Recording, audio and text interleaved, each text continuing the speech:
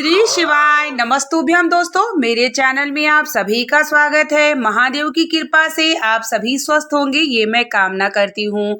आज मैं आप सभी को वीडियो में शेयर करने वाली हूँ कि सुंदरकांड का पाठ हमें किस प्रकार से करना चाहिए, सुंदरकांड का पाठ करते हैं तो हमें क्या लाभ होता है और हनुमान जी की कृपा हमें कैसे प्राप्त होती है।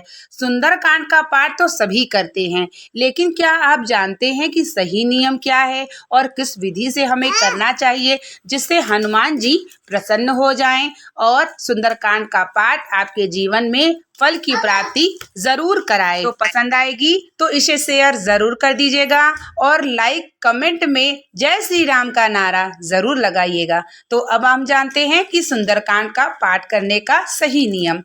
जब भी हम सुंदरकांड का पाठ करते हैं तो शनिवार या मंगलवार के दिन करना चाहिए। सुंदरकांड पाठ करने से पहले हमें आसन को बिछा लेना चाहिए और आसन के नीचे हमें जल थोड़ा गिरा के उसे प्रणाम करना चाहिए। फिर हनुमान जी को स्थापित करना चाहिए। हनुमान जी को जनेऊ जरूर समर्पित करना चाहिए। जब आप सुंदरकांड का पाठ करेंगे तो पहले थाली तैयार कर लीजिए जिसमें तुलसी का माला, सिंदूर, इत्र, जनेऊ, पान का पत्ता, इत्र और चने गुड़ का भोग या लड्डू का भोग या मेवे का भोग या इमरती का भोग, इसमें से कुछ भी आप रख सकते हैं जो हनुमान जी के प्रिय भोग होते हैं। हनुमान जी को स्नान करा लीजिए। अगर आपने तस्वीर रखी है तो जल से स्नान करा लीजिए। उसके बाद हनुमान जी को जनेऊ जरूर समर्पित करिए, क्योंकि हनुमान जी को जनेऊ समर्पित करते हैं तो हनुमान जी प्रसन्न हो जाते हैं। उसके बाद सिंदूर को थोड़ा सा चमेली के तेल में मिलाइए और उनके चरणों में लगाइए। उसके बाद आपको हनुमान जी के तुलसी का माला समर्पित करना है और साथ ही पान का पत्ता जो आप समर्पित करेंगे उस पे सिंदूर और चमेली का लिखा हुआ राम जरूर लिखिए उस पर। और हनुमान जी को समर्पित करते समय अपने हृदय की भाव को बोलिए कि हमारी ये कामना है हनुमान जी, आपको पूर्ण करना है, कहते हुए आपको पान का पत्ता जो राम लिखा है आपने हनुमान जी के चरणों में रख दीजिए। उसके बाद अक्षत, इत्र, मौली सभी उनको समर्पित करिए। उसके बाद पुष्प से उनका श्रृंगार कर दीजिए। फिर उसके बाद आप जो है दिया प्रज्वलित करिए। दिया आपका तेल जो है चमेली का या अन्य तेल का या गाय के घी का तेल दिया कोई भी आप जला सकते हैं हनुमान जी की पूजन में। लंबी बाती का दिया जलाइए। उसके बाद पास में ही एक लोटे में जल और तुलसी जी डालकर रख दीजिए। हर मंगलवार या शनिवार के दिन जब आप करने बैठेंगे तो इस नियम से पहले हनुमान जी की पूजा करिए। फिर हनुमान जी से प्रार्थना करिए कि आप यहाँ विराजमान होइए और हमारे सुंदरकांड के पाठ को श्रवण करिए, हमारी ये मनोकामना है उसे पूर्ण करिए। जब आप सुंदरकांड का पाठ करेंगे तो सबसे पहले आप श्री राम स्तुति करेंगे। बिना राम के हनुमान जी की पूजा और हनुमान जी के बिना राम की पूजा अधूरी मानी जाती है, क्योंकि हमारे हनुमान जी जो थे वह राम भक्त थे।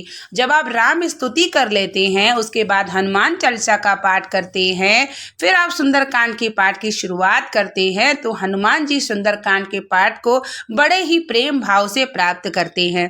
सुंदरकांड का पाठ जब आप करते हैं तो सुंदर लीलाओं का वर्णन है और जब आप लीलाओं का वर्णन हनुमान जी के समक्ष करते हैं तो हनुमान जी बड़े प्रसन्न हो जाते हैं और उतने देर हनुमान जी उस स्थान को बिल्कुल भी नहीं छोड़ते हैं। हनुमान जी सुंदरकांड का पाठ जिसके घर में होता है उस घर में जरूर विराजते हैं और हर प्रकार के संकटों से बचाते हैं, क्योंकि हनुमान जी संकट के हर्ता भी होते हैं।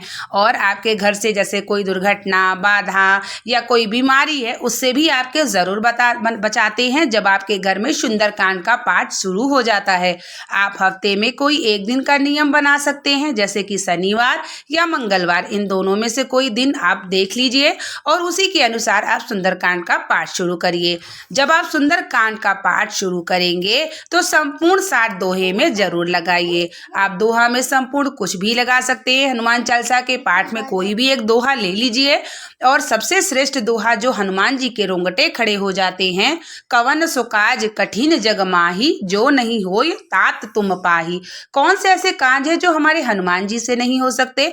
आप हनुमान जी के समक्ष यह दोहा लगाइए। उसके बाद सुंदरकांड का पाठ करिए, फिर हनुमान चालीसा का पाठ करिए और एक माला रुद्राक्ष के या तुलसी से हनुमान जी के मंत्रों का जाप जरूर करिए। ओम हनुमते नमः मंत्रों का जाप करिए, आरती करिए।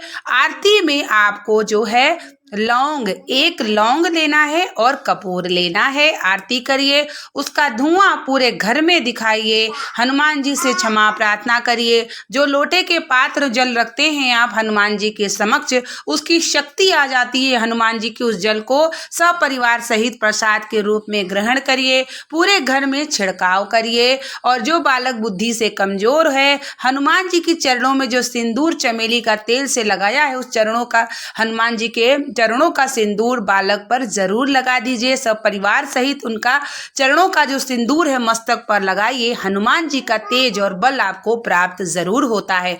हनुमान जी की पूजा करने से, हनुमान जी के सुंदरकांड का पाठ करने से हमारे जीवन में यह फल की प्राप्ति होती है कि हमें बल मिलता है, हमें शक्ति मिलती है, हमें ऊर्जा प्राप्त होती है।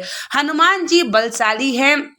हनुमान जी की पूजा करने से आपके सारे संकट, आपके घर में बाधाएं, आपके घर से नकारात्मक ऊर्जा, आपके घर से बीमारी, सब प्रकार की सभी चीजें समाप्त हो जाती है।